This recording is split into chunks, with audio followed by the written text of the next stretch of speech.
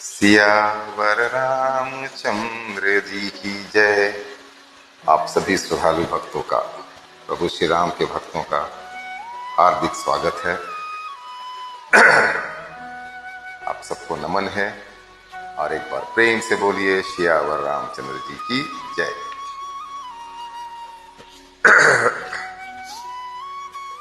अब प्रसंग ये है कि चारों युवराज जो है वो किशोरावस्था में जा चुके हैं और विश्वामित्र मुनि, अगस्त्य मुनि, इन लोगों को और बाकी सारे ब्राह्मणों को, ऋषि मुनियों को ये लगने लगा कि जब भगवान विष्णु ने राम अवतार ले लिया है तो खर और दूषण जैसे राक्षसों को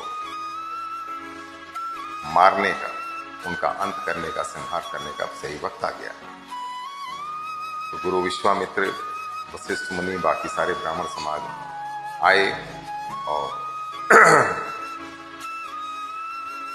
अयोध्या नरेश दशरथ जी से राम और लक्ष्मण को मांगकर ले सब समझा बुझाया। उसके आगे अरुण नयन उर्बाहु विशाला, नील जलज तनु श्याम तमाला, कटिपत पीत कसें बर भाथा, रुचिर चाप सायक दुहु हाथा।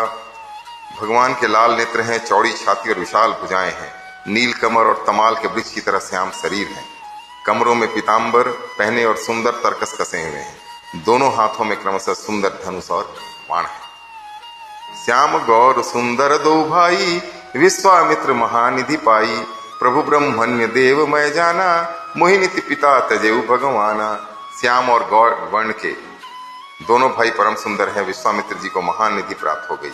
वे सोचने लगे कि मैं जान गया कि प्रभु ब्रह्मण्य देव ब्राह्मणों के भक्त हैं, मेरे लिए भगवान ने अपने पिता को भी छोड़ दिया।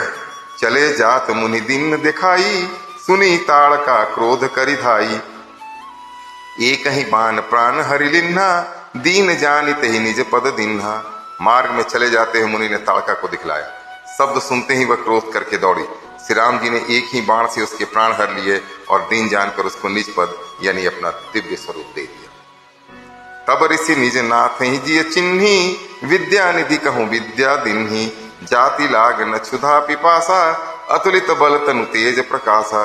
तब ऋषि विश्वामित्र ने प्रभु को मन में विद्या का भंडार समझते हुए भी लीला को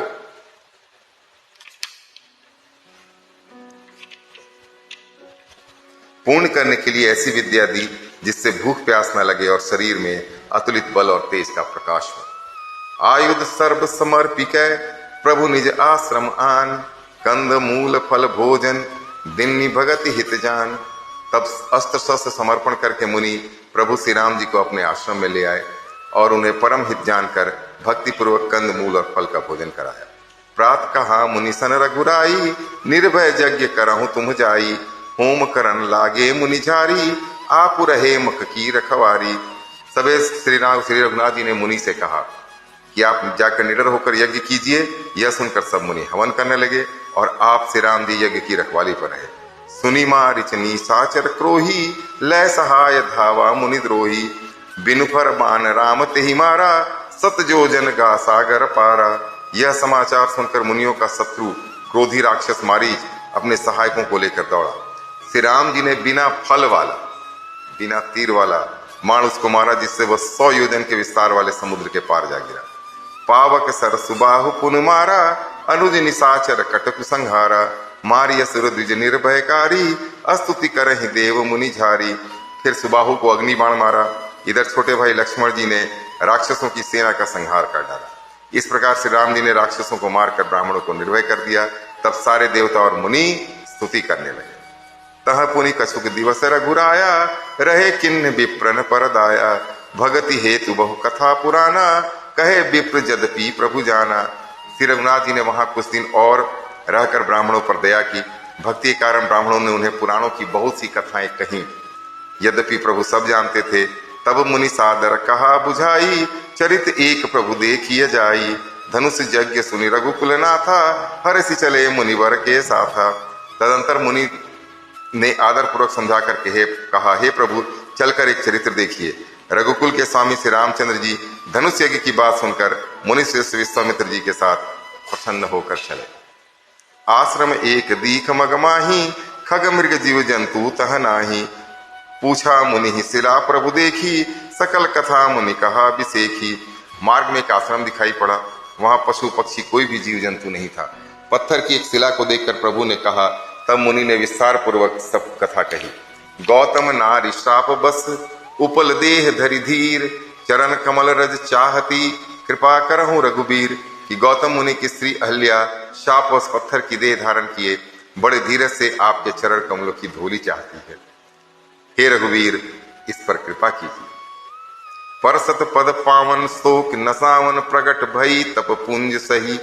देखत रघुनायक जन सुखदायक, सन्मुख होई कर जोरी रही। अति प्रेम अधीरा पुलक शरीरा, मुख नहीं आवई बचन कही। अतिशय बड़ भागी चरण निलागी, जुगल नयन जलधार बही। श्री राम जी के पवित्र और शोक को नाश करने वाले चरणों का स्पर्श पाते ही सचमुच वह तपोमूर्ति अहिल्या प्रकट हो गई।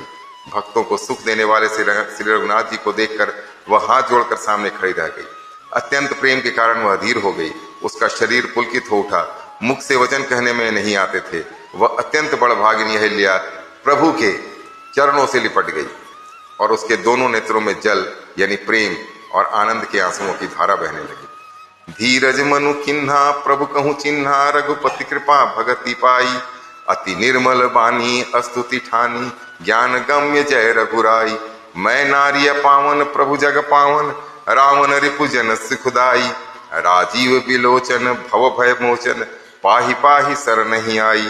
फिर उसने मन में धीरज धरकर प्रभु को पहचाना और श्री रघुनाथ जी की कृपा से भक्ति प्राप्त की। तब अत्यंत निर्मल वाणी से उसने इस प्रकार स्तुति आरंभ की।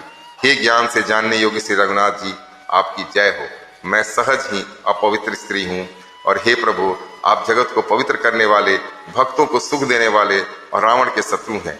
हे कमल नयन, हे संसार जन्म मृत्यु के भय से छुड़ाने वाले, मैं आपकी शरण आई हूँ। मेरी रक्षा कीजिए, मेरी रक्षा कीजिए। मुनि श्राप जो तिन्हा, अति भल किन्हा। परम अनुग्रह मैं माना, देख्यूं भरी लोचन हरि भव मोचन। यही लाभ शंकर जाना। बिनती प्रभु मोरी मैं मति भोरी, नाथ न मांग उबर आना। पद कमल परागा रस अनुरागा, मम मन मधुप करे पाना। मुनि ने जो मुझे शाप दिया बहुत ही अच्छा किया। मैं उसे अत्यंत अनुग्रह मानती हूँ कि जिसके कारण मैंने संसार से छुड़ाने वाले श्री हरि अर्थात आप